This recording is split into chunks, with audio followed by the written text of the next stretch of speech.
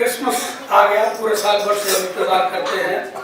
Christmas आ गया, कोई बात नहीं, रहने दीजिए, जैसे भी है जहाँ भी है रहने दीजिए, बैठिए। जिनको बैठने की जगह मिल जाती है ठीक है, नहीं तो कोई बात नहीं, खड़े रहेंगे। बहुत क्योस हो गया, ज़्यादा क्योस मत करिए।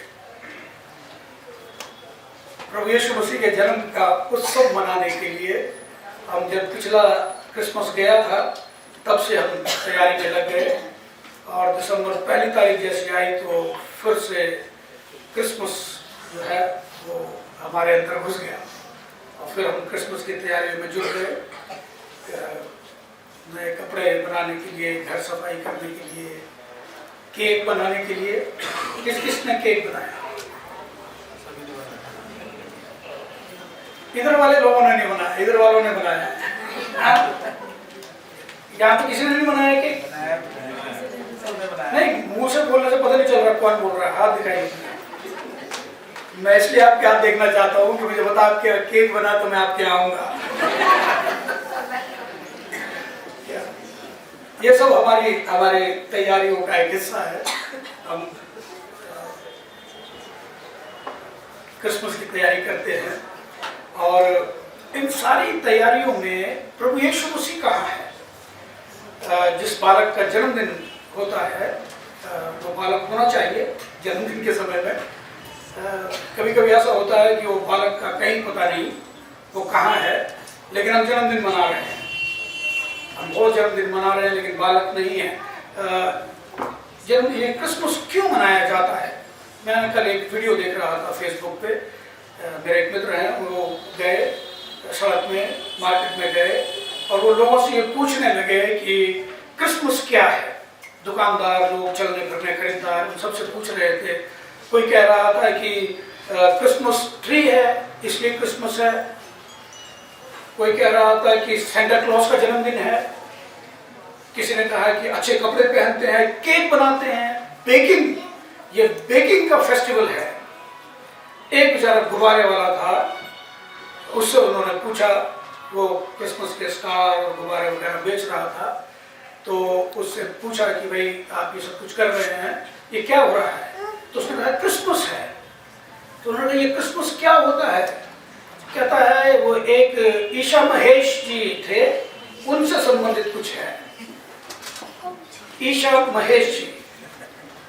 तो मुझे किस्सा याद आया, मेरे मित्र गाँव में गए और वो जाकर वहाँ पर सुसमाचार प्रचार कर रहे थे, तो उन्होंने एक व्यक्ति से पूछा, आप ईसा मसीह को जानते हैं? बोला साहब गांव में किसी के पास उषा मशीन नहीं है, एक दर्जी है उसके पास एक मशीन है, शायद उषा मशीन होगी। तो या तो ये उषा मशीन का जन्मदिन है या ईशा महेश का जन्मदिन है। ये आज के समय में 21वीं सदी के भारत की बात कर रहा हूं, और वो भी दिल्ली की। मालूम नहीं है हमको, मालूम है क्या? क्या हमें मालूम है? और कल कुछ लोग हमारे पास में आए थे, और बड़ा दुख हुआ मुझे बातें सुनकर। हम भारत के विषय में बातचीत कर रहे थे, समाज सेवा के विषय में बातचीत कर रहे थे, हमें क्या करना चाहिए, जाति से, धर्म से उठकर मानवता की सेवा के लिए क्या करना चाहिए। और इस सारी चर्चा के दौरान एक बात सामने आई हो कि ईसाई कैसे बनते हैं। तो एक भाई बता रहा था, कहता हमारे गांव में ऐसा समझा जाता है कि गाय की पूंछ को अगर आप जोर से काटेंगे तो ईसाई बन जाते हैं। ये ऐसा लोग जानते हैं हमारे बारे में।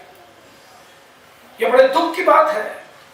हम क्रिसमस मना रहे हैं, या तो हम ईशा महेश जी का कुछ जन्मदिन होगा शायद, या फिर उषा मशीन खरीदने के लिए आए हैं। यीशु मसीह कहाँ है? इस पूरे क्रिसमस में यीशु मसीह कहाँ है जिसका जन्मदिन हम मनाने आ रहे हैं? उत्सव मनाते हैं, बहुत जोरदार उत्सव मनाते हैं।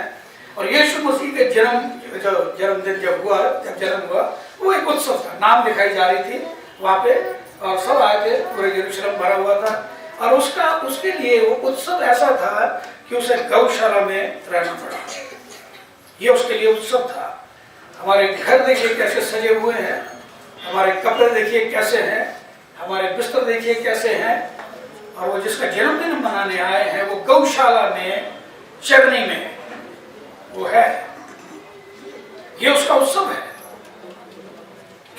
उत्सव मनाने के लिए, अपने जन्मदिन को मनवाने के लिए इस दुनिया में नहीं आया। जो हम बहुत बड़े जोर शोर से क्रिसमस ट्री मालूम है लोगों को, सेंटा क्लॉज मालूम है, मालूम नहीं कहां से आई, लेकिन यही मालूम है वो ट्री जो है, अगर इसको हम बाहर लगाते हैं तो लोग उस पर लगे हुए जो कुछ भी उखाड़ के ले जाते हैं, समझते हैं ये प्रसाद है, ये कोई बड़े बड़े बड़े पवित्र चीज है।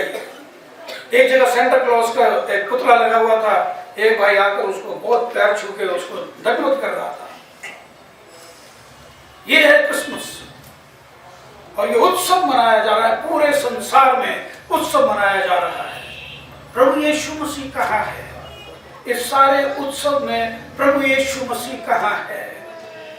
हम जन्मदिन मनाने के लिए आए हैं, या प्रभु यीशु मसीह है वहां पर जिसका जन्मदिन मनाने आए हैं?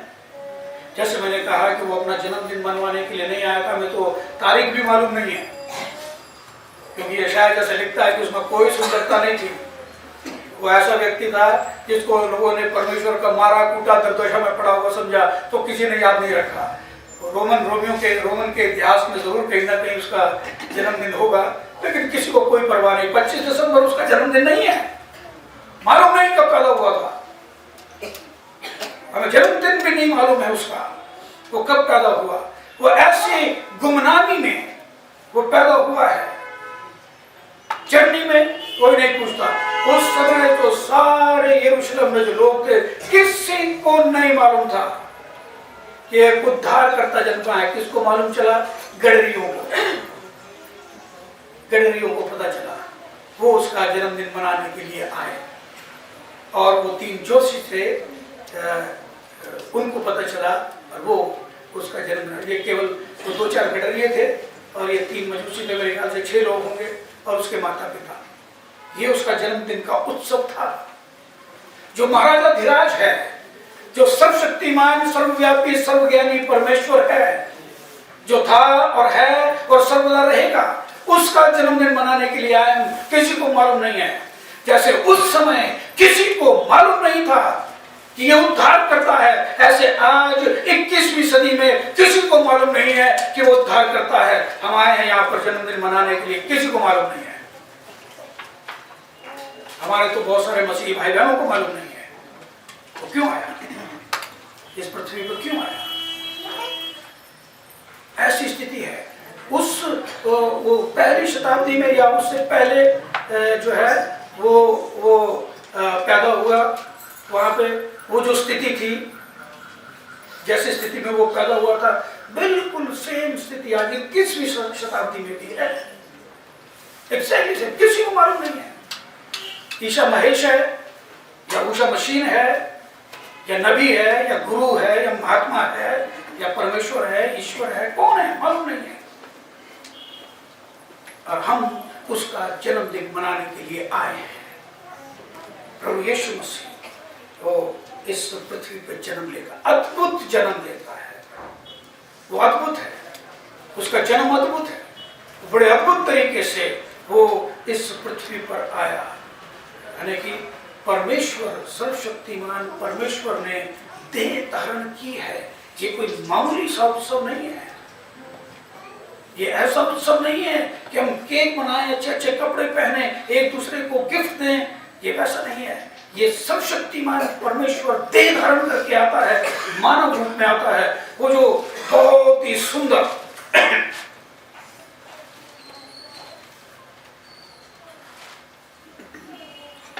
बहुत ही सुंदर वर्णन फिलिप्पियों की पत्री उसका 2 अध्याय और 5 पद से आगे पौलुस बताता है। किसको मालूम है, किसको याद है? फिलिप्पियों की पत्री उसका 2 अध्याय 5 पद से आगे, जिसने परमेश्वर के स्वरूप में होकर भी परमेश्वर के तुल्य होने को अपने वश में रखने की वस्तु न समझा, वरन अपने आप को शून्य कर दिया, दास का स्वरूप धारण किया और मनुष्य की समानता में आ गया। ये बहुत बहुत ही प्रभावशाली, बहुत बड़ा वचन है। वो इतनी सुंदरता से उसके देह धारण को बताता है। उसने अपने आप को शून्य कर दिया। आज वो एक गौशाला में वहां पे पड़ा हुआ है। इसको कहते हैं शून्य करना।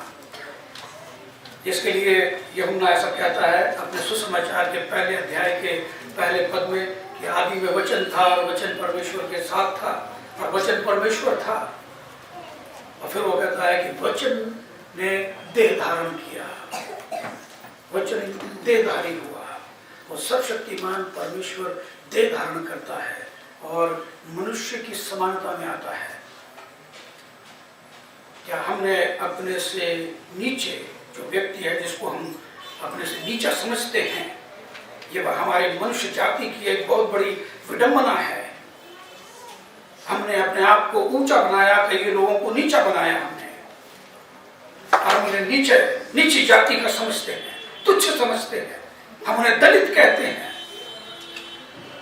क्या हमने कभी अपने आप को उन लोगों के समानता में कभी हम गए जिनको हम दलित कहते हैं या अछूत कहते हैं या नीची जाति का व्यक्ति कहते हैं? कभी हमने अपने आप को उस स्तर पर गिराया है? कभी सोच भी नहीं सकते हम तो उसकी परछाई से भी डरते हैं। अगर उसकी परछाई लग जाए तो हमें जाकर दोबारा नहाना पड़ता है। अब वो सर्वशक्तिमान, सर्वज्ञानी, सर्वव्यापी परमेश्वर, जिसके विषय में कहा गया कि वो भस्म करने वाली आग है, वो अपने आप को दीन और नम्र करता है, ऐसे कि वो एक चरनी में आता है। सराय में उसके लिए जगह नहीं थी, जिसके लिए ये पृथ्वी सब कुछ उसी के द्वारा, उसी के लिए बनाया गया है। यूहन्ना आगे अपने सुसमाचार में कहता है सब कुछ उसी के द्वारा, उसी के लिए बनाया गया। इस पृथ्वी के नीचे, इस पृथ्वी पर और इस आकाश में जो कुछ भी है, सब कुछ उसका है। उसके लिए कहा गया है कि स्वर्ग जो है उसका सिंहासन है और पृथ्वी उसके पांव की चौकी है। वो अपने आप को दीन करता है, चरनी में आता है। और ऐसे दुर्दशा में जो शायद कहता है, ऐसा समझा गया कि परमेश्वर का बाड़ा टूटा दुर्दशा में पड़ा हुआ है। आज हम उसकी दुर्दशा का उत्सव मनाने आए हैं। आज हम उसकी दुर्दशा का उत्सव मनाने आए हैं, या अगर यूं कहें, आज हम उसकी दुर्दशा का मजाक उड़ाने आए हैं। उत्सव मनाने आए हैं, हम उसकी दुर्दशा का मजाक उड़ाने आए हैं। हमने कभी भी अपने आप को उसकी समानता में नहीं किया। जो हमसे नीचे है उनकी समानता में तो हम कभी कर ही नहीं सकते। हमने अपने आप को सर्वशक्तिमान की समानता में भी नहीं किया। वो दीन, उसके लिए कहा गया, उसने अपने आप को दीन किया। प्रभु यीशु मसीह इस पृथ्वी पर क्यों आया? हमें दीनता सिखाने के लिए। और वो प्रचार करके दीनता नहीं बताता है, वो करके बताता है। वो अपने आप को दीन करने के लिए। और पौलुस उसी अध्याय में आगे पहले कहता है कि जितना हमें अपने आप को समझना चाहिए, उससे अधिक कोई भी अपने आप को ना समझे। जितना हमें समझना चाहिए उससे ज्यादा हम अपने आप को ना समझे। आज तो हमने अपने आप को सर्वशक्तिमान की समानता से भी ऊपर कर दिया है। आज वो दीन है और हम बहुत बड़े लोग हैं। हम अपने आप को ऐसे स्थान पर रख दिया है कि हम दूसरे लोगों को तुच्छ समझते हैं। वो दलित है, वो नीची जाति का है, वो ऐसा है, वो वैसा है। मैं कौन हूँ? मैं बहुत अच्छा आदमी हूँ। वो गरीब है, वो ऐसा है, तुच्छ है वो। मैं क्यों? मैं अमीर हूँ। और हमने अपने आप को बड़े ऊंचे स्तर पर रखकर दूसरे को नीचे दिखाया है। और वो सर्वशक्तिमान, वो अपने आप को सब कुछ छोड़कर, अपने वैभव को छोड़कर वो चरनी में आता है। ऐसी जगह जहां कोई मनुष्य रहना नहीं चाहता है। क्या आप कभी किसी गौशाले में रहना चाहेंगे? किसी चरनी में सोना चाहेंगे? जी नहीं। हमारे पास तो डल्लब के गद्दे हैं। हमारे पास में सुविधा का हर एक स्थान है। हम ऐसी जगह में सो नहीं सकते जहां पर एयर कंडीशन नहीं है। आप कल्पना कर सकते? हम कल्पना नहीं कर सकते उसके। वो हमें दीनता सिखाने के लिए आया, नम्रता सिखाने के लिए आया। और दूसरे शब्दों में अगर कहें, वो हमें मनुष्य बनाने के लिए आया। हमने तो अपनी मानवता भी खो दी है। हम तो मनुष्य स्तर से बहुत नीचे गिर चुके हैं। वो हमें मनुष्य बनाने के लिए आया, हमें दीनता सिखाने के लिए आया। वो ये बताने के लिए आया कि दूसरा व्यक्ति तुमसे अच्छा है, दूसरा व्यक्ति तुमसे अच्छा है। लेकिन हमने क्या किया? हमने उसे अपने से नीचे कर दिया, क्योंकि हम अपने आप को उठाना चाहते हैं। ये संसार की शिक्षा है। कोई दीन और नम्र रहकर बनकर नहीं रहना चाहता है। वो अपने आप को ऊंचा उठाना चाहता है, ऊंचाई पर रखना चाहता है, ताकि वो कुछ समझा जाए, उसकी कुछ इज्जत हो, उसकी मर्यादा हो, और वो अपने आप को ऊंचा रखता है। और हम जब प्रभु यीशु मसीह की तरफ देखते हैं, उसकी दीनता की तरफ, उस चरनी में जब हम देखते हैं, तो हम अपने आप को बहुत छोटा महसूस करते हैं, क्योंकि वो वहां पर रहने के योग्य नहीं था। वो सर्वशक्तिमान, सर्वज्ञानी, सर्वव्यापी परमेश्वर है, और वो अपने आप को दीन नम्र करता। तो हमें कितना दीन और नम्र होने की आवश्यकता है, कितना हमें अपने आप को दीन करने की आवश्यकता है। और ये क्रिसमस जो है, ये इसी बात की एक गवाही है, दीनता और नम्रता। और उसका कहा कि उसने अपने आप को दीन किया, उसने अपने आप को शून्य कर दिया, दास का स्वरूप धारण किया, दास का स्वरूप धारण किया। दास बड़ा अच्छा शब्द है। दूसरा शब्द जो है नौकर, नौकर जैसे कहा जाता है परमेश्वर का दास है, वो बड़े घमंड की बात है। अगर उसे ये कह दिया जाए ये परमेश्वर का नौकर है, निकाल देगा चर्च के बाहर। उसने अपने वो दास का स्वरूप धारण किया, मनुष्य की समानता में हो गया। ये सारे फिलिपियों की पत्री उसका दूसरा अध्याय, उसको अगर आप पढ़ेंगे तो उसमें केवल दीनता, प्रभु यीशु मसीह की दीनता और प्रेम, केवल प्रभु यीशु मसीह की दीनता और प्रेम के बारे में बताया गया है। जो दूसरी बात यहाँ पर क्रिसमस के पैदा हुआ, तो वो बताना चाहता है वो प्रेम, दीनता और प्रेम। क्योंकि परमेश्वर ने जगत से ऐसा प्रेम रखा कि उसने अपना इकलौता पुत्र दे दिया, ताकि जो कोई उस पर विश्वास करे वो नाश ना हो, परंतु अनंत जीवन प्राप्त कर सके। ये सुसमाचार है। वो प्रेम, परमेश्वर हमसे बहुत प्रेम करता है। अगर केवल इतना ही कहे कि वो शांत हो जाता तो हमें मानना पड़ता, क्योंकि वो परमेश्वर है, उसने कहा है। लेकिन उसने कह के नहीं छोड़ा, परंतु उसने आकर दिखाया ऐसा प्रेम है। वो कहता है कौन अपने मित्रों से ऐसा प्रेम करता है कि उनके लिए अपने प्राण बलिदान कर दे। क्यों आया वो इस पृथ्वी पर? आपके, मेरे और इस पूरे संसार के पापों के लिए अपने प्राण बलिदान करने के लिए, वो प्रेम दिखाने के लिए आया। मैं इतना प्रेम करता हूं, वो प्रेम सिखाने के लिए आया। इस संसार में द्वेष है, ईर्ष्या है, झगड़े रगड़े, लड़ाई, कपट, ये सब भरा पड़ा है, हमारे अंदर भरा हुआ है। हम लड़ने के लिए तैयार हैं, हम ईर्ष्या रखते हैं, हम अपने भाई से द्वेष रखते हैं। और वो इसलिए आया ताकि वो हमें प्रेम सिखा सके। प्रेम ऐसा होता है, वो प्रेम ऐसा होता है कि वो अपने वैभव को छोड़कर, अपने ऐश्वर्य को छोड़कर, अपनी सामर्थ्य को छोड़कर वो एक चरनी में आता है, ताकि मनुष्य जाति के लिए, संपूर्ण मानव जाति के लिए अपने प्राण बलिदान कर दे। वो प्रेम की परिभाषा है। अगर प्रेम देखना चाहते हैं हम, तो वो प्रभु यीशु मसीह है, उसके अलावा और कहीं प्रेम नहीं है। वो प्रभु यीशु मसीह। ऐसा प्रेम हम कहीं नहीं देख सकते, इस संसार में हमें कहीं नहीं मिलता।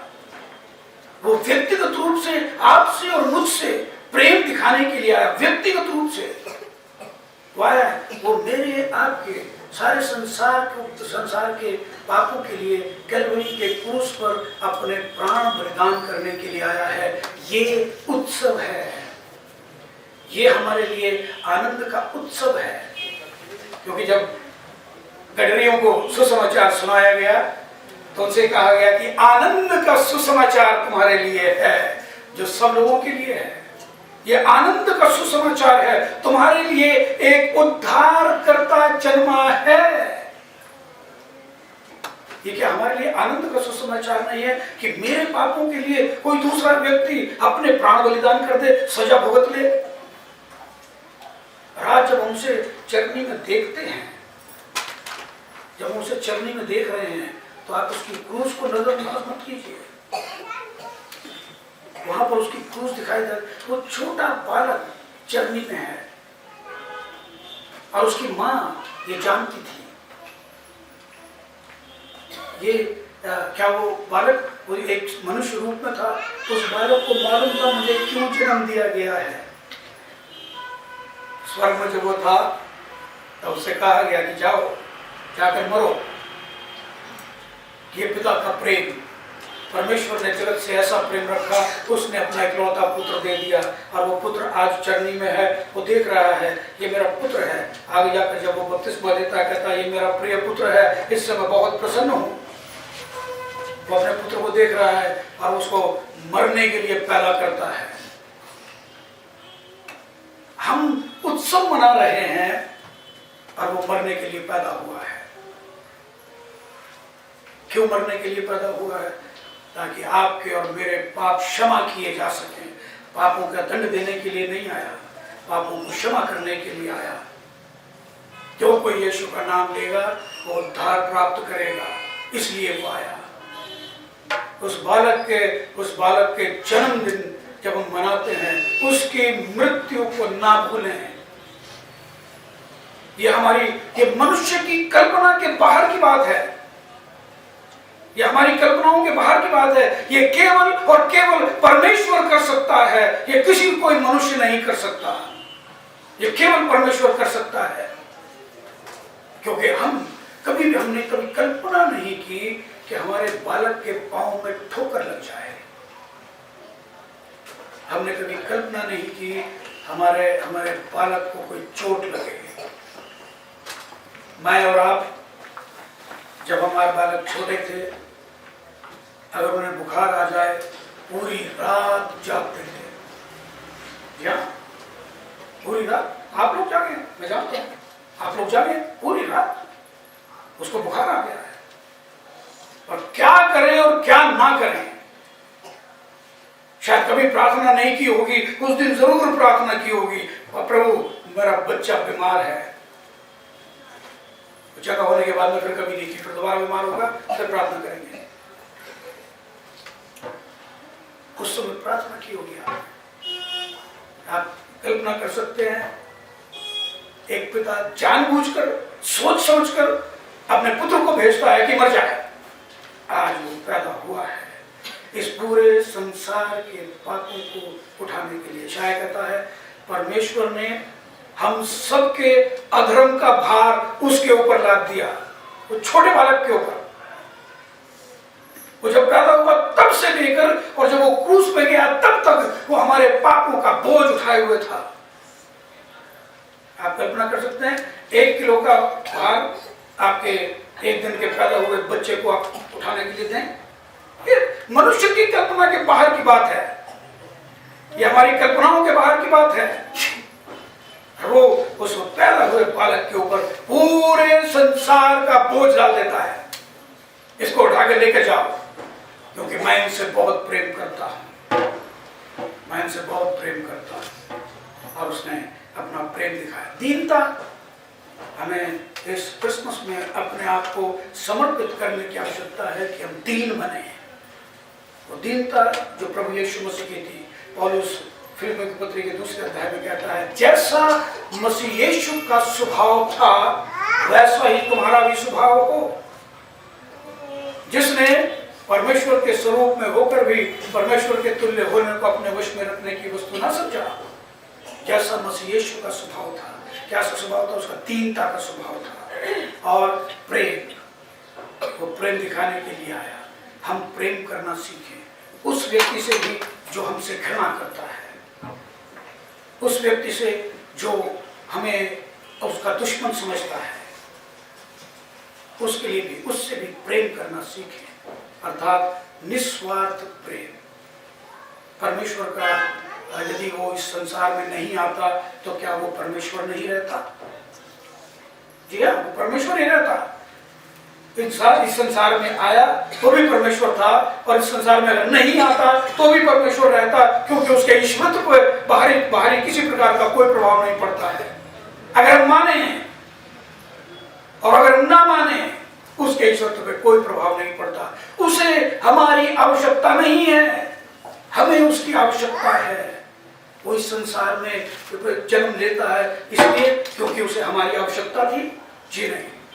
इसलिए क्योंकि उसने हमें बनाया, अपने स्वरूप में बनाया और अपनी रची हुई इस रचना को वो नाश नहीं होने देना चाहता था। इसलिए वो आया ताकि वो हमसे प्रेम दिखा सके, वो बता सके कि मैं तुमसे बहुत प्रेम करता हूँ। और ये क्रिसमस है। अगर आप आज उत्सव मनाने जा रहे हैं तो आप अपनी दीनता का और अपने प्रेम का उत्सव मनाइए, क्योंकि वो प्रभु यीशु मसीह ने सिखाया है, जिसने आज जन्म लिया है। और आप लोगों को बता सकते हैं हमारे लिए एक उद्धारकर्ता जन्मा है, वो मसीह प्रभु है। वो दीन और बहुत नम्र था और उसने प्रेम किया, और इसीलिए मैं भी प्रेम करता हूँ। आप देखेंगे अगर संसार में सब लोग इस दीनता और इस प्रेम को अपना लें तो इस संसार में झगड़े रगड़े, लड़ाई, द्वेष, ईर्ष्या खत्म हो जाएगी। कोई भी आपस में नहीं लड़ेगा। हमें जेलों की आवश्यकता नहीं होगी, हमें पुलिस की आवश्यकता नहीं होगी। ये दीनता और प्रेम अगर हम अपना लें, और ये कहाँ से शुरू होगा? ये हमसे शुरू होगा। प्रभु यीशु मसीह की जो कलीसिया है उससे ये शुरू होगा। जब उसकी कलीसिया इस दीनता और नम्रता को अपना लेगी तब वो संसार में जाती है और फिर दीनता और नम्रता सब लोगों तक पहुंचती है। अगर प्रभु की कलीसिया में दीनता और नम्रता और प्यार नहीं है तो फिर आप समझ लीजिए संसार में नहीं आ सकता, क्योंकि आपको उसने मैसेंजर बनाया है, आपको उसने अपने गवाह ठहराया है, और आप उसकी दीनता और नम्रता और उसके प्रेम की गवाही देने के लिए आज यहाँ पर उपस्थित है। प्रभु आपको आशीष दे। आइए हम प्रार्थना करें। हम तेरा धन्यवाद करते हैं प्रभु, तूने इतना महान त्याग किया, इस पृथ्वी पर आया ताकि प्रभु तो हमें परमेश्वर के प्रेम से अवगत करा सके, तो हमें दीनता और नम्रता सिखा सके। हम तुझसे क्षमा चाहते हैं प्रभु कि हमने कभी भी दीनता को, तेरे प्रेम को अपनाया नहीं और ना ही प्रकट किया, परंतु हम तुझसे आज ये प्रार्थना करते हैं तो हमारे अंदर इस दीनता और इस प्रेम को भर दे जिसकी आज संसार को आवश्यकता है। हमारी सहायता कर, इस वचन को हमारे हृदय में रख छोड़ ताकि ये 100 गुना फैला सके। प्रभु यीशु मसीह के नाम में होकर मांगते हैं, आमीन।